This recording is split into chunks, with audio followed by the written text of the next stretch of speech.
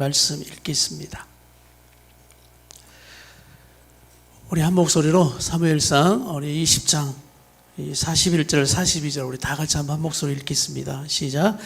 아이가 가매 다윗이 곧 바위 남쪽에서 일어나서 땅에 엎드려 세 번 절한 후에 서로 입맞추고 같이 울되 다윗이 쉼이 더욱 심하더니 요나단이 다윗에게 이르되 평안히 가라. 우리 두 사람이 여호와의 이름으로 맹세하여 이르기를 여호와께서 영원히 나와 너 사이에 계시고 내 자손과 내 자손 사이에 계시니라 하였느니라 하니 다윗은 일어나 떠나고 요나단은 성읍으로 들어가니라. 아멘. 오늘 사무엘상 20장의 말씀은 특별히 다윗과 요나단의 그 관계에 조명해 주시는, 집중 있게 조명해 주시는 말씀입니다. 그러면서 마지막 42절은 이제 다윗과 요나단이 헤어지게, 이별하게 되어지는 장면입니다. 이제 이별한 후에 광야에서 한번 딱 만나는 걸 제외하고는 그대로 요나단은 전쟁에서 죽고 마는 것이죠. 오늘 우리 주양한이 불렀던 이 찬양의 고백이 여러분 요나단의 고백입니다. 요나단의 고백. 그 주의 나라 위하여 내 소망 넘어 하나님의 뜻을 이루소서. 이 믿음의 고백이, 이 고백이 바로 누구의 고백이냐면 요나단의 고백입니다. 그냥 다윗만 사랑하고 다윗을 위한 인생으로 이렇게 살아가다가 마지막에 그냥 전쟁터에서 사라지고 마는 그런 존재. 요나단의 소망은 없는 것 같습니다. 왜 요나단은 소망이 없겠어요? 왜 요나단도 그런 욕심이 없겠습니까? 사울의 아들인데 다음 왕의 후계자로 세워질 수 있는 그런 욕심이 왜 없겠습니까? 그런데 그 소망과 욕심을 넘어서 하나님 나라, 하나님 뜻이 무엇인지를 더 우선하게 여겨지는 그런 인생, 오늘 그것이 다윗과 요나단의 이 모습 속에서, 관계 속에서 우리가 배워야 하고 깨달아야 되는 말씀인 겁니다. 오늘 이 다윗과 요나단의 이 관계를 통해서 우리가 한 4가지 정도를 제가 말씀드리려고 합니다. 이제 4가지 정도를 말씀을 드리는데, 첫 번째 이 다윗과 요나단의 관계는 하나님이 중심이 계신, 하나님의 중심이 계시는 관계다. 하나님이 중심에 계시는 관계였다라는 것이죠. 그러면서 오늘 본문의 42절도 너와 나 사이에 누가 계시다? 하나님이 계시다라는 고백을 합니다.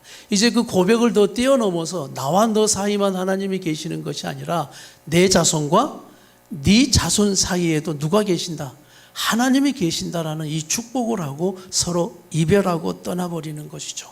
이들의 우정은 정말 위대한 우정입니다. 친밀한 사랑입니다. 그런데 자칫하면 다윗과 요나단의 이 사랑과 우정을 그저 인간적으로만 생각할 수 있어요. 인간적으로 이렇게 친밀하고 좋아하는 그런 사랑의 관계, 여러분 그런 친구가 있습니까?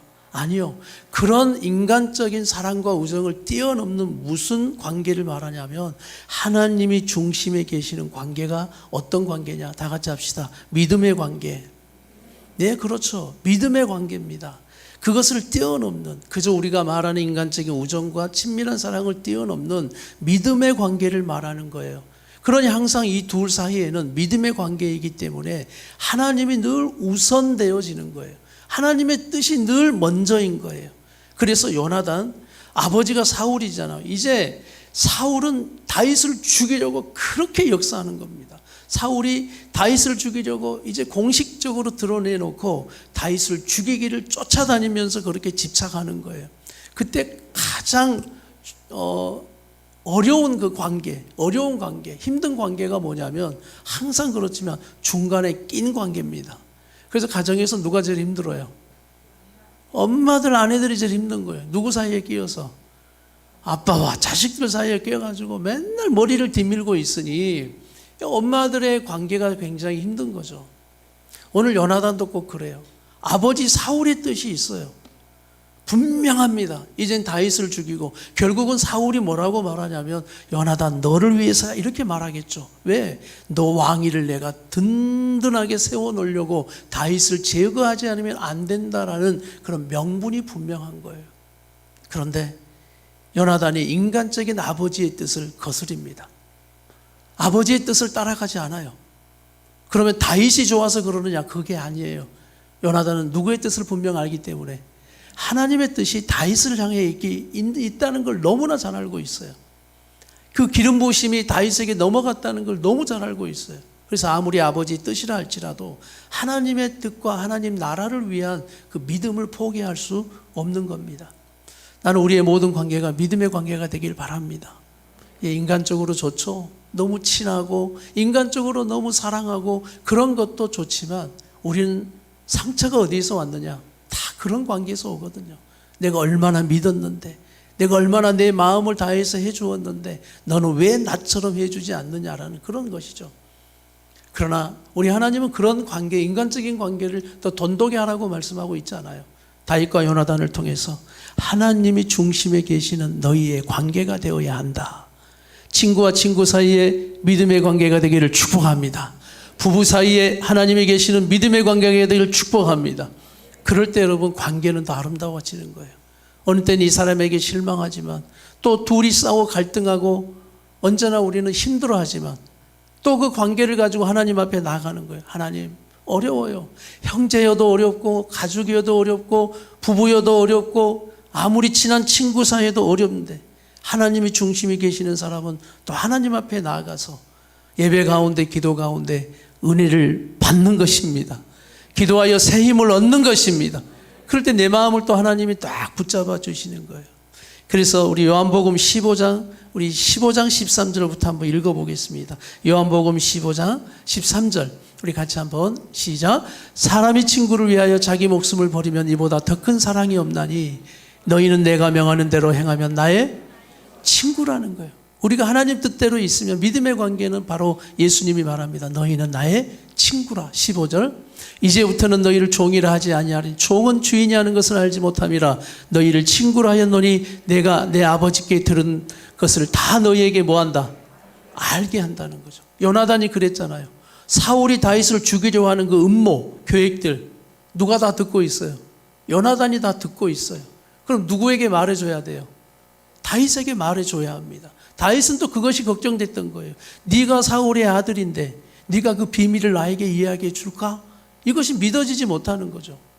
그러나 요나단은 맹세까지 합니다. 내가 어떻게 하겠다고? 이야기해 주겠다고. 이야기해 주 믿으라고 이렇게 이야기하는 거예요. 오늘 예수님의 말씀이 그런 거예요. 너는 나의 친구라.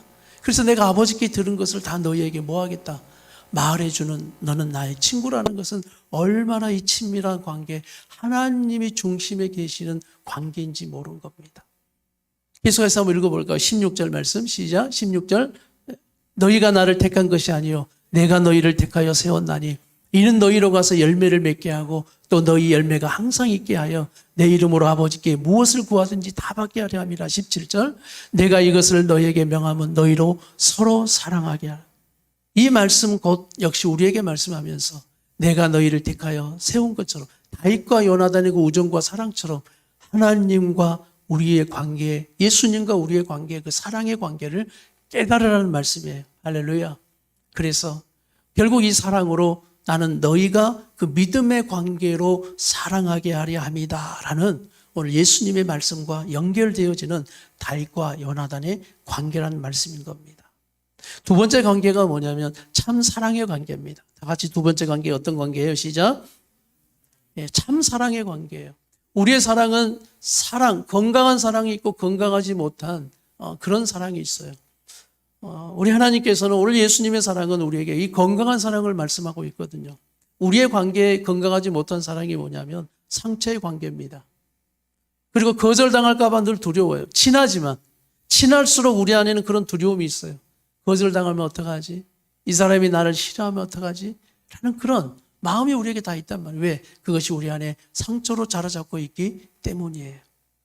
또 배신당할까 봐 걱정이에요. 그러니까 이 관계에 어느 때는 집착하게 되어집니다. 이 사람이 막 좋아하는 걸 하게 되어지고 어느 때는 거절하지 못하고 또 다 맞춰주게 되어지는 나를 잃어버리는 건강하지 못한 사랑이 되어지는 거예요. 그러나 다윗과 요나단의 관계를 보니까 그런 거 없어요. 요나단은 다윗에게 다가가면서 거절당할까 봐 막 비율을 맞춰주는 그런 사랑 아니란 말씀이에요. 마음이 통하는 관계, 마음을 토로할 수 있는 관계. 다윗이 결국 도망가다 누구에게 도망갈까요? 요나단에게 도망가는 거예요. 야, 그런 친구 있으면 좋겠습니다. 우리 모두 들어보면 그러더라고요. 남편들도 어느 때 화가 나서 밖에 나가면 우리 남자들도 갈 데가 없다고 그러시더라고요. 갈 데가 없대요. 우리 여자분들은 또 어때요? 뭐 화가 나서 확 나와서 친정에 가면 돼, 친정에. 그런데 모든 여자들이 공통적으로 하는 소리가 친정은 더 가기 싫대요. 왜 친정 가면 속상하니까. 또 부모들 생각하니까. 형제 집에도 그러는 거예요. 밖에 나가서 속상해서 누구에게 전화할 때 내가 찾아갈 곳 없는 참 우리의 모습들이 다 그런단 말이에요. 그런데 이 속지 마세요. 언제나 여기 상처에 쓰러지는 사람은 나 혼자 그러는 줄 알아. 자, 옆에 분 우리 가르쳐 주세요. 나도 그렇답니다. 빨리 가르쳐 주세요. 나도 그래요, 나도. 너도 그렇고 나도 그렇고 다 그래요. 그러니까 여러분 외로움에 속지 마세요. 다 외롭고 다 힘들고 고독하고 그런 거예요. 그렇지만 오늘 이 말씀처럼 다윗은 결국 요나단에게 찾아가서 자기의 마음을 막 토로합니다. 이 죽음이 바로 내 앞에 있다라는 고백. 우리 사무엘상 20장 1절에서 3절 말씀 우리 같이 한번 읽겠습니다. 사무엘상 20장 1절에서 3절 말씀 같이 시작. 다윗이 라마라에서 도망하여 요나단에게 이르되 내가 무엇을 하였으며 내 죄악이 무엇이며 내 아버지 앞에서 내 죄가 무엇이기에 그가 내 생명을 찾느냐. 요나단이 그에게 이르되 결단코 아니라 네가 죽지 아니하니라. 내 아버지께서 크고 작은 일을 내게 알리지 아니하고는 행하지 아니하니까 내 아버지께서 어찌하여 이 일을 내게 숨기리요. 그렇지, 내가 다 가르쳐 주겠다는 거예요. 3절 말씀. 다윗이 또 맹세하여 이르되 내가 네게 은혜 받은 줄을 네 아버지께서 밝히 알고 스스로 이르기를 요나단이 슬퍼할까 두려운즉 그에게 이것을 알리지 아니하. 그러니까 사울은 네에게 아버지가 네한테 그거 말해 주겠느냐는 거죠. 네가 나를 좋아하는 걸 아는데 네 슬퍼할까 봐 걱정할까 봐 말하지 않을 거다. 자, 그다음 그러나 진실로 여호와의 살아계심과 네 생명을 두고 맹세하노니 나와 죽음의 사이는 한 걸음뿐이라. 다윗은 지금 온통 불신이에요. 그렇게 목숨을 다해 사랑하는 요나단까지 믿지를 못해요. 우리의 믿음이 어느 때는 그래요. 우리 하나님 여러분 예수님을 보내서 죽기까지 사랑해 주셨고 우리를 구원해 주셨음을 믿으신다면 다 같이 아멘 합시다. 그런데 우리가 또 불신해요. 안 믿어요. 우리 하나님 걱정하지 마라. 결코 내가 너를 포기하지 않고 붙들어 가리라 라고 이렇게 말씀하는데 오늘 이 다윗의 불신처럼 믿지 못하는 거죠. 나와 죽음의 사이는 한 걸음뿐이니라. 그런데 감사한 건 다윗이 이렇게 마음을 토로할 수 있는 오늘 그 사랑하는 대상 요나단이 있었던 겁니다. 요나단의 나이가 여러분 다윗과 동급이 아니에요. 10살 이상 많습니다. 그래서 우리 번역은 다윗이 반말하는 것처럼 나오죠. 근데 그냥 번역을 그렇게 해놓은 겁니다. 다른 번역서는 다 존댓말을 쓰고 있어요. 그런데 이 우리 번역서만 막 반말을 쓰고 있다 보니까 다들 어떻게 생각하냐면 다윗과 요나단이 나이가 같은 줄 알아요. 나이가 같질 않아요. 요나단이 훨씬 많습니다. 그러나 사랑하는 거예요. 다윗도 그 마음을 토로할 수 있는 것, 마음에 불신이 가득하지만 결국 요나단 앞에 토로하고 있는 것, 요나단을 믿고 있기 때문이에요. 나는 축복합니다. 여러분의 관계에 찾아갈 수 있는 친구가 있기를 축복합니다. 찾아갈 수 있는 이런 또 그리고 이제 중요한 건 내가 그런 사람 되어지시길 바랍니다. 누군가 그럴 때 이 목사를 찾아주는 거죠. 누군가 이렇게 마음을 토로할 수 있는 대상이 있다. 이것이 얼마나 우리의 감사한 인생의 관계인지 몰라요. 그러나 인생의 관계는 그런 관계 없다 할지라도 우리 하나님 아버지는 그런 분인 것을 믿으시길 바랍니다. 오늘 예수님 앞에 그렇게 나가라는 말씀이에요. 그런 인간관계가 없어서 슬퍼하고 내 인생은 잘못 살았다 이런 거 하지 말라는 거예요. 결국 인생은 그렇잖아요. 믿음의 관계처럼 참사랑의 관계처럼 내 마음을 토로할 수 있는 우리 예수님 앞에 나갈 때 요나단은 다 공감해 줍니다. 다 공감해줘요. 공감해주고 또 위로해주고 우리 4절 말씀 읽어볼까요? 계속 4절 시작. 요나단이 다윗에게 이르되 네 마음의 소원이 무엇이든지 내가 너를 위하여 그것을 이루리라. 우리 9절 말씀도 한번 보겠습니다. 9절 다 같이 한번 시작. 요나단이 이르되 이 일이 결코 네게 일어나지 아니하리라. 내 아버지께서 너를 해치려고 확실히 결심한 줄 알면 내가 네게 와서 그것을 네게 다 이야기해 주겠다 라고 결코 일어나지 않을 것이다 라는 확신을 하는 거예요. 이것이 요나단의 믿음입니다. 요나단이 그저 인간적인 위로하고 있는 게 아니에요.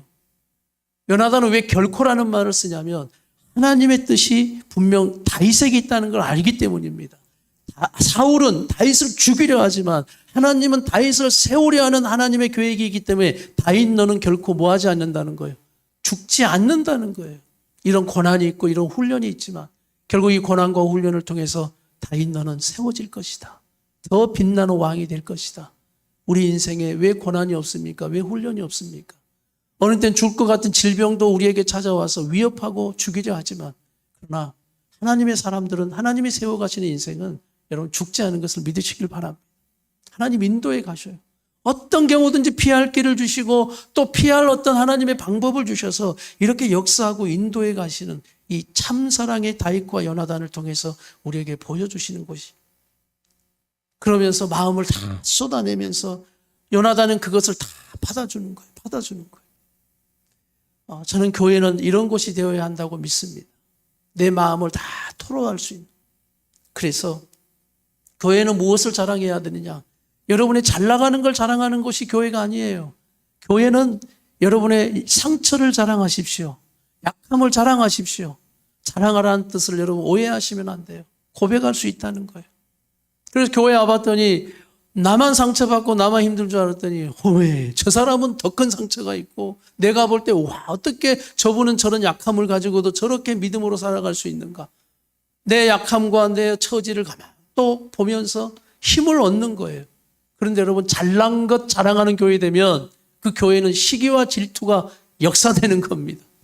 그러나 우리의 약함, 다윗의 약함, 다윗의 이 토로함을 통해서 더 친밀한 관계가 되어지는 거예요. 할렐루야.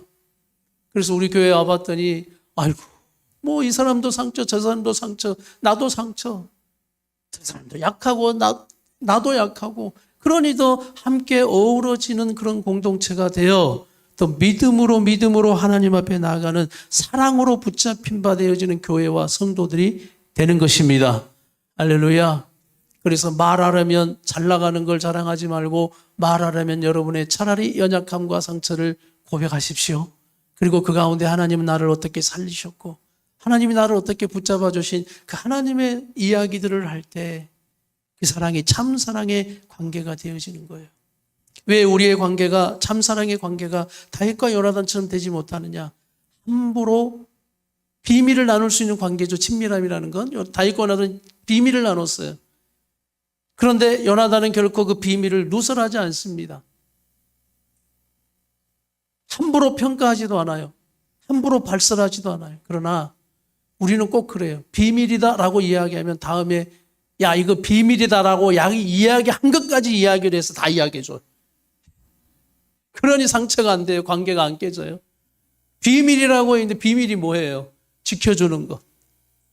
평가하지 않고 그대로 받아주는 것. 요나단이 다윗에게 야 하나님이 너 같은 애에게 기름 부었다고? 아이고 네가 나 하나 못 믿는데 네 인생이 왜 그러냐라고 절대 정죄하지 않고 평가하지 않았어요. 나는 오늘 이 다윗과 요나단의 그 사랑 참 사랑을 배우고 싶어요. 잠언 11장 13절 말씀 한번 읽어볼까요? 잠언 11장 13절 말씀 다 같이 한번 시작. 두루다니며 한담하는 자, 험담하는 자를 말해요. 한담하는 자는 남의 비밀을 누설하나 마음이 신실한 자는 그런 것을 숨기느니라. 여러분 비밀을 누설하는 험담하는 자가 아니라 마음이 신실한 우리 성도들이 되기를 축복합니다. 집사님, 장로님, 우리 권사님, 우리 청년들의 이 관계들 마음이 신실한 자가 돼요. 16장 28절 잠언 16장 28절 보니까 말쟁이 되지 마라 이렇게 말씀합니다. 다 같이 한번 읽겠습니다. 시작. 폐역한 자는 다툼을 일으키고 말쟁이는 친한 벗을 이간하느니라. 말쟁이는 결국 이간하는 게 친한 벗을 이간시켜버려요. 악한 사단이 하는 일이 뭔지 아십니까? 하나님과 우리의 친밀함과 친한 이 관계를 파괴하는 게 사단의 역사예요. 여러분 그것에 쓰임받거나 사용되어지는 여러분의 입술이 되지 않기를 바랍니다. 여러분의 입술을 성령이 사로잡아 주셔서 비밀을 지키고 이 비밀을 나누고 하는 그 비밀의 관계 속에 참 사랑의 관계가 되어지는 거예요. 다 들어주는 게 사랑이라고요? 아니요. 다 들어주는 게 사랑이 아니에요. 다음 세대 청소년들은 이렇게 두 가지 질문을 한다고 합니다. 내가 이래도 사랑해요? 라는 거예요. 내가 이렇게 해도 사랑해요? 우리 부모에게 묻는데요. 그러니까 지들 마음대로 행동하죠. 모나게 행동해요. 이해되지 않게 행동해요. 그러면서 우리에게 말해요. 부모들에게. 엄마, 아빠, 나 이래도 사랑해요? 여러분 대답해 보시겠어요? 이 때려주길로만 나가서 뒤질로만 이렇게 하지 마시고 다 이래도 사랑해요 라고 했을 때 여러분 어떻게 하시겠어요? 네. 그래도 사랑한다. 그래도 사랑한다. 그래도 사랑한다. 근데 다 눈빛이 내가 지금 몇 가지 봤어. 아이고. 애들은 애들이 해서 그런데 이 다 큰 이 양반은 왜 그런답니까? 저에게 묻는 거예요. 똑같아요. 50이든 60이든 남편들이 또 우리에게 질문한답니다. 사춘기처럼. 우리 아내들에게. 나 이래도 사랑해요. 그럴 때. 우리 아내들은 뭐라고 대답해야 된다고요? 그래도 사랑합니다. 그래도 사랑. 그런데 이제 두 번째 질문이 있어요. 두 번째 질문. 내 마음대로 해도 돼요? 라고 물어요. 우리 아이들. 그러면 내 마음대로 해도 돼요? 그럼 여러분 어떻게 해야 돼요? 그건 안 돼. 라고. 내가 너를 사랑하지만 네 마음대로 하는 건 안 돼. 하나님의 말씀대로 해야지. 이것이 더 옳은 거니까 이렇게 해야지. 네 마음은 알겠지만 네 마음대로 해선 안 된다라는 거예요. 이것이 여러분 다윗과 요나단의 하나님 사랑이에요. 믿습니까? 다 들어주는 게 아니에요. 오늘 자칫 요나단이 다윗의 모든 것을 다 들어주는 것처럼 여겨지지만 분명 그 중심에 하나님의 말씀이 있다는 걸 여러분 아셔야 합니다. 그 중심에 말씀이 우선되어야 되는 거예요. 말씀에 어긋날 땐 잡아줘야 되는 거예요. 우리의 모든 관계가 그렇습니다. 부부의 관계, 부모와 자녀의 관계, 목사와 성도의 관계 다 들어주고 예 그래요 사정 봐주는 것이 목사의 그런 사랑이 아니라는 거예요. 말씀으로 책망하고 말씀으로 이해하게 해주고 말씀으로 어긋날 땐 잡아주어야 합니다. 그래서 매주마다 설교하지만 여러분이 설교한 대로 변화가 된다 안 된다? 아시네요? 또 어느 때는 막 사단이 내 안에 유혹을 해요. 야 변화도 안 되는 설교를 오늘 또 하냐? 그러면 이제 막 설교 준비가 돼요 안 돼요? 안 돼요. 그러면서 또 날마다 내게 주시는 그 이미지가 하나 있어요. 콩나물 시루를 늘 묵상해라. 물을 다 주지만 물을 다 빠지잖아요. 근데 콩나물이 어때요? 그냥 쑥쑥 자라는 것처럼 흘려듣고 더 안 듣는 것 같지만 결국 다 바뀌어가고 말씀대로 되리라 라고 말씀해 주시는 그 막 소망이 또 저에게 생기는 거예요. 할렐루야. 뭐 아멘만 하지 마시고 말씀대로 사는 우리 성도들이 되길 축복합니다. 그래서 다 들어주는 것이 사랑이 아니에요. 부모님들도 마찬가지예요. 오늘 자녀들은 두 가지 질문하지만 또 우리 관계 속에서 힘들 때 이 두 가지가 그래도 나 사랑합니까? 사랑하죠. 사랑합니다. 그러나 항상 하나님의 말씀이 우선되어지는 여러분의 관계가 되길 다시 한번 바랍니다. 그럴 때 하나님의 사랑이 우리를 꽉 잡아주시는 거예요. 우리가 잘나서가 아니에요. 우리 사랑으로는 어느 때 불가능해요. 사랑해서 내가 만난 부부이지만 그 사랑으로 여러분 가능하던가요? 힘들어요. 하나님의 사랑이 나를 꽉 잡아주시는 우리 로마서 말씀을 꼭 읽읍시다. 로마서 8장 37절에서 39절 말씀. 이 사랑을 의지하세요. 우리 로마서 8장 37절 다 같이 한번 읽습니다. 시작. 그러나 이 모든 일에 우리를 사랑하시는 이로 말미암아 우리가 넉넉히 이기느니라. 계속 내가 확신하노니 사망, 생명, 천사, 권세자들이나 현재이나 장래 능력이나 높음이나 깊음이나 다른 어떤 피조물이 우리를 우리 주 그리스도 예수 안에 있는 하나님의 사랑에서 끊을 수 없느니라. 아멘이십니까? 이 사랑이 우리를 붙들어 주셔야 살 수 있고 그 사랑으로 다윗과 요나단의 관계가 꽉 맺어져 있다는 이 하나님의 사랑을 참 사랑의 관계다라는 걸 아는 거예요. 세 번째 관계가 뭐냐면 또 기대하는 관계입니다. 자, 또 뭐 하는 관계? 기대하는 거예요. 기대. 오늘 요나단은 계속 기대해요. 누구를 기대해? 사울을 기대해요. 사울. 우리 아버지가 좀 바뀌었으면 좋겠다. 다윗을 죽이려 하는데 이유 없이 죽이려 하는, 그러면서 중재자로 중보자로 목숨을 걸고 나서는 거예요. 다윗은 그런 사람 아니라고. 아버지, 다윗은 그런 사람 아니라고. 왜? 다윗이 우리에게 은혜 줬던, 정말 이 나라를 살리려고 목숨을 바쳤던 그의 그 공로를 왜 자꾸 잊냐고. 아버지를 설득합니다. 또 기대하는 거예요. 여러분, 사람이 바뀐다는 것 어렵죠. 근데 여러분, 새롭게 될 것을 믿습니까? 새롭게 될 것을 믿어요? 그러나 우리 안에는 이 새롭게 되리라는 이 기대가 자꾸 무너지는 거예요. 왜냐하면 기대를 잔뜩 했는데, 요나단이 기대를 잔뜩 했는데 요나단의 기대가 다 무너져 버려요. 오히려 다윗을 살려주려고 했던 그 마지막의 시도가 사울에게 걸렸어요. 왜 다윗이 오지 않았느냐? 다윗이 내게 베들레헴에 좀 일 보러 가족들이 자꾸 오라고 해서 나에게 요청하자 내가 그를 보냈다. 이거 다 다윗과 비밀이거든요. 그랬더니 사울이 역정을 내면서 이 요나단을 저주하는 겁니다. 어머니 이름까지 이 패역한 계집의 소생의 아들아, 이 저주받을 놈아 라고 그렇게 저주해 버리는 거예요.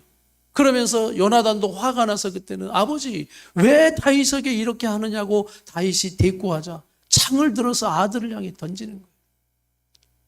여러분 요나단의 마음을 한번 상상해 보세요. 요나단의 마음은 다 무너져 버리는 겁니다. 우리 사무엘상 20장 30절에서 한번 읽어보겠습니다. 우리 사무엘상 20장 30절 다 같이 한번 사무엘상 20장 30절 시작. 사울이 요나단에게 화를 내며 그에게 이르되 패역무도한 계집의 소생아 네가 이새의 아들을 택한 것이 네 수치와 네 어머니의 벌거벗은 수치됨을 내가 어찌 알지 못하랴. 계속 이새의 아들이 땅에 사는 동안은 너와 네 나라가 든든히 서지 못하리라. 그런즉 이제 사람을 보내어 그를 내게로 끌어오라. 그는 죽어야 할 자니라 한지라. 32절 요나단이 그의 아버지에게 사울에게 대답하여 이르되 그가 죽을 일이 무엇이니까 무엇을 행하였나이까. 사울이 요나단에게 단창을 던져 죽이려 한지라. 요나단이 그의 아버지가 다윗을 죽이기로 결심한 줄을 알고 아버지가 결정했구나. 이때 이제 다윗이 그렇게 말했던 것이 요나단은 확인이 된 거예요. 34절 보겠습니다. 시작. 심히 노하여 요나단이 심히 노하여 식탁에서 떠나고 그 달의 둘째 날에는 뭐 했어요? 너무 슬퍼서 먹지 않는 거예요. 이는 그의 아버지가 다윗을 욕되게 하였으므로 다윗을 위하여 슬퍼함이었더라. 아멘. 그냥 이 마음을 가지고 요나단은 하나님 앞에 엎드린 거예요. 하나님 앞에. 너무 속상하다고. 너무 힘들다고. 난 여러분의 상한 심령이 하나님 앞에 나아가는 예배가 되기를 축복합니다. 안 될 때 있어요. 기대가 무너져 버릴 때 있다고요. 이 사람에게 저 사람에게.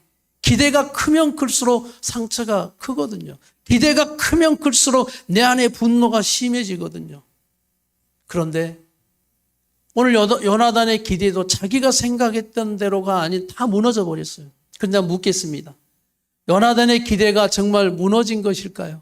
아버지는 변하지 않았지만 결국 하나님이 세워가시는 다윗과 하나님이 행하시는 일이 무너진 것일까요? 아니에요. 결국 그대로 사울은 변하지 않았지만 그러나 하나님의 뜻은 계속해서 역사되어지고 다윗을 세워가시는 하나님의 기대는 꺾이지 않는다는 것을 믿으시길 바랍니다. 그런다고 여러분 내 옆에 있는 이분이 사울처럼 변하지 않고 죽는다 이게 아니에요. 사울은 하나님이 놔버렸기 때문에. 그런데 우리 다시 한번 옆에 분 한번 보시길 바랍니다. 이분은 하나님이 붙들고 계신 분인 것을 믿습니까? 그렇다면 저를 한번 따라해 주십시오. 나는 하나님을 기대합니다. 또 기대하시라고요. 그러면서 새롭게 될 것, 변하지 않을 것, 안 된다, 할 수 없다, 포기한다. 아니에요. 우리의 기대가 무너지는 건 그럴 때 하나님이 우리에게 말씀하는 겁니다. 그래, 네 기대가 무너지고 다시 믿음으로 나를 바라보며 기대하라 라는 말씀인 거예요. 할렐루야. 그래서 하나님이 하시는 일, 하나님의 방법대로 해 가시는 일들을 보는 거예요. 요나단의 기대는 무너졌지만 결국 하나님은 계속해서 이 역사에 가시고 나아가는, 그래서 상한 마음을 가지고 예배할 때 난 다시 한번 여러분에게 소망이 생기는 예배가 되기를 축복합니다. 기도할 때 소망을 주시는 기도가 되기를 축복합니다. 하나님을 바라보고 나아갈 때 다시 한번 깨어져 버리고 힘든 이 관계를 새롭게 세워가시는 하나님의 사랑을 기대하고 나가는 관계, 또 기대하는 관계. 마지막 네 번째가 구속사의 관계다. 구속사의 관계다. 이것이 정말 중요한 말씀입니다. 성경은 그저 인간적인 눈으로만 보면 안 돼요. 그냥 인간적으로 보면 인간의 사랑, 우정으로만 끝날 수 있습니다. 여러분 다윗이 골리앗을 이제 대적하려고 강가에 가서 뭘 골라요? 돌을, 물맷돌을 고르죠. 몇 개를 골라요? 3개, 5개다. 5개, 5개를 골라요. 5개. 그럼 우리는 이렇게 해석할 수 있잖아요. 5개를 고른 이유가 뭘까요? 한 방으로 못 죽일 때 또 두 번째 돌이 필요하고 두 번째도 안 되면 뭐예요? 세 번째, 네 번째. 야, 잘 준비하는 다윗. 성경을 우리에게 그걸 가르쳐 주시려는 게 아니에요. 왜 5개냐? 거기에 나오는 영적 의미가 있는데 왜 물맷도 5개를 골라서 자, 다윗은 몇 개를 던졌을까요? 하나를 던졌어요. 하나를 던져 다윗을 물리칩니다. 그럼 나머지 4개는 뭐예요? 하나님 무엇을 하냐면 자, 블레셋이 성읍이 있는데 성읍이 몇 개일까요? 5성읍이에요. 5성읍. 그래서 법궤를 블레셋에 빼앗아 갔을 때 사무엘 태어나기 전에 빼앗아 갔을 때 그 법궤가 블레셋 땅에 가가지고 다곤 신전 앞에 뒀더니 하나님의 역사, 하나님이 역사해 버리는 거예요. 그래서 다곤 신전이 막 구부러지고 떨어지고 그러면서 그 나라에 역병이 돌아버리는 거예요. 하나님이 재앙을 내리신 거예요. 이게 바로 하나님은 우리가 어떻게 하지 않아도 하나님의 역사는 세상 가운데 역사하는 하나님의 역사인 걸 믿으시길 바랍니다. 그래서 결국 법궤를 어떻게 하냐? 두려워서 두지를 못하는 거예요. 야, 이거 빨리빨리 이거 돌려보내라 하고 그들이 고심 끝에 했던 게 뭐냐면 금독정 5개, 금지 5개 만들어가지고 법궤하고 실어가지고 이제 멍에를 매지 않는 그 송아지에다가 보내는 거예요. 금독종 5개, 금지 5개를 만든 건 그 나라 성읍이 몇 개였기 때문에 5개였기 때문에 그렇게 보내는 겁니다. 그러면서 이 다윗의 물맷들의 의미가 뭐냐면 이제 골리앗을 물리쳤는데 신기하게도 놀랍게도 골리앗의 형제가 몇 명인지 아세요? 5명이에요. 거인 5명. 그래서 첫 번째 누구를 물리쳤어요?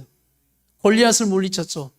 이제 사무엘 상 말씀에 이제 사무엘 하 말씀에 들어가면 다윗이 물리친 그 골리앗과 다윗의 부하들이 이 5명 남아있는 4명의 형제를 다 죽입니다.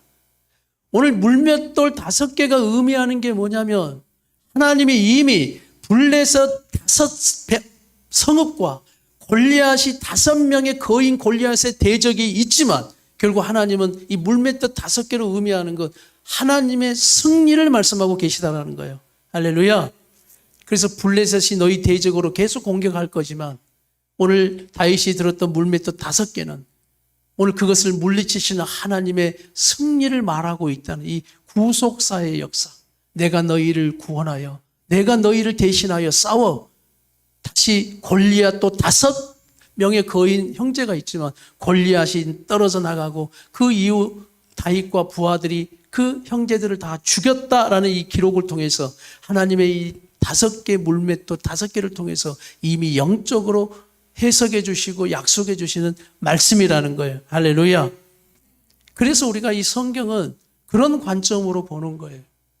그래서 여러분 성경은 성령님이 우리 안에 깨닫게 하시고 가르쳐 주셔야 되고 또 하나는 설교를 잘 들어야 되고 성경 공부를 하셔야 되고 이런 것들이 있어요. 그럴 때 우리가 하나님의 말씀이 그저 우리의 기본적인 지식이 아니라 하나님이 풀어가시는 그 구속사의 역사로 들을 수 있는 겁니다.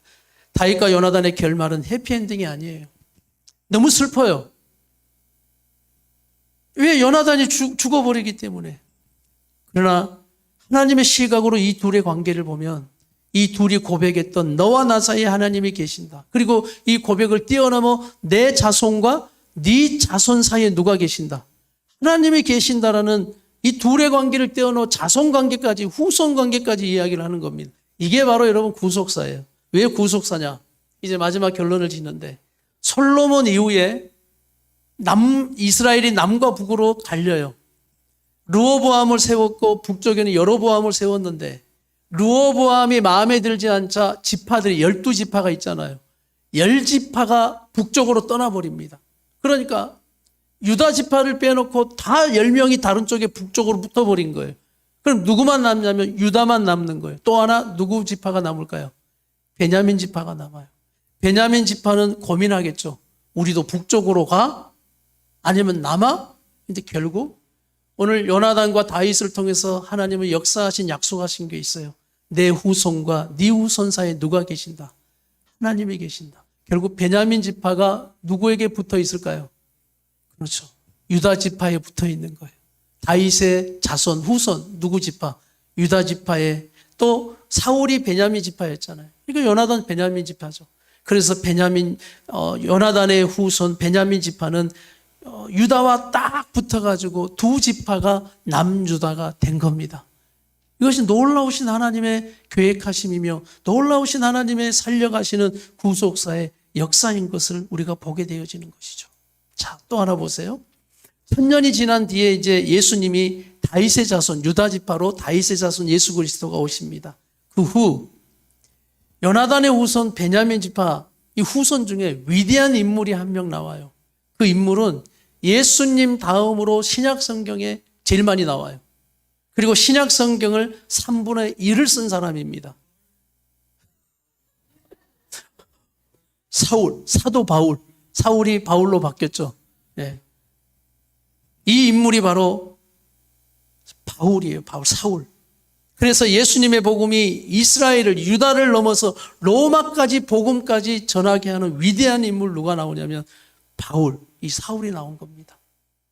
그래서 이 바울의 고백을 한번 들어봅시다. 우리 빌립보서 3장 5절부터입니다. 빌립보서 3장 5절부터 한번 바울의 고백을 들어보세요. 시작. 나는 8일 만에 할례를 받고 이스라엘 족속이요 베냐민 지파요 히브리인 중에 히브리인이요 율법으로는 자 누구 지파라고 나와요? 베냐민 지파예요.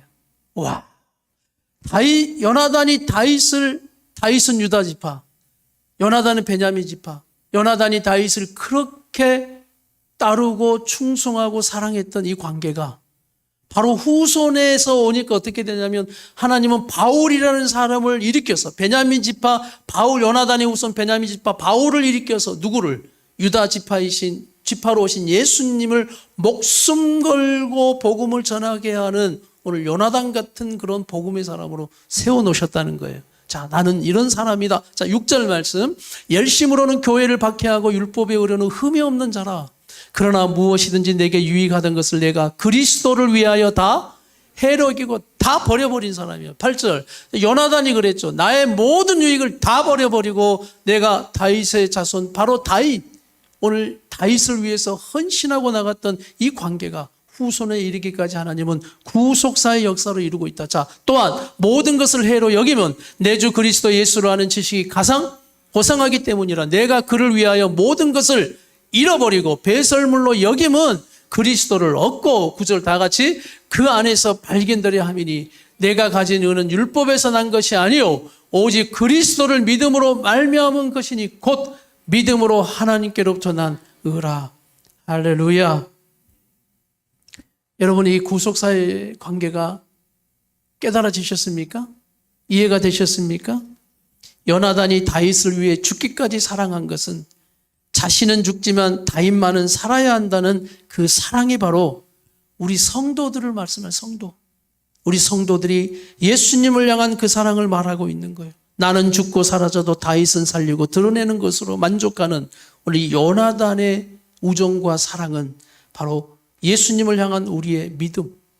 오늘 또 바울이라는 이 베냐민 후손으로 하나님 주셔서 결국 예수님을 위해서 순교까지 하면서 복음을 전파했던 이 구속사의 관계를 통해서 다윗과 요나단의 관계가 이제는 여러분과 예수님과의 관계가 되어지셔서 여러분을 통해 이 사랑, 오늘 네 가지 사랑, 하나님 중심에 계시는 관계, 참 사랑의 관계, 또 기대하는 관계, 구속사의 관계를 통해서 난 예수님처럼 우리 성도들을 통해 생명을 살릴지어다, 생명을 세울지어다, 생명을 치유할지어다, 이 사명을 감당하는 우리 성도들이 되기를 간절히 축복합니다. 하나님 아버지, 오늘도 다윗과 요나단의 말씀을 정리하면서 이 관계가 어떤 관계인지를 깨닫습니다. 다시 한번 되어지는 이 모든 관계를 우리가 깨달아가게 하시고, 특별히 마지막 이 관계가 그저 인간적인 관계로 되어지는 관계가 아니라 구속사의 관계, 예수님을 통해서 구원하시고 또 예수님 이 복음을 위해서 나아가는 이 바울의 관계까지 나아가게 하셨던 것처럼 너와 내 자손 사이에 하나님의 계심이 결국 역사적으로도 우리에게 증명해 주신 것처럼 나와 우리 성도들이 다시 한번 바울처럼, 우리도 베냐민 지파처럼 생명을 살리고 세우고 치유하기 위해 예수님의 그 사랑을 붙들고 나아가는 우리들의 삶이 될 수 있도록 축복해 주시옵소서. 말씀을 깨달은 대로 우리가 순종하며 적용하며 살아가게 하여 주옵소서. 예수님의 이름으로 간절히 기도드리옵나이다.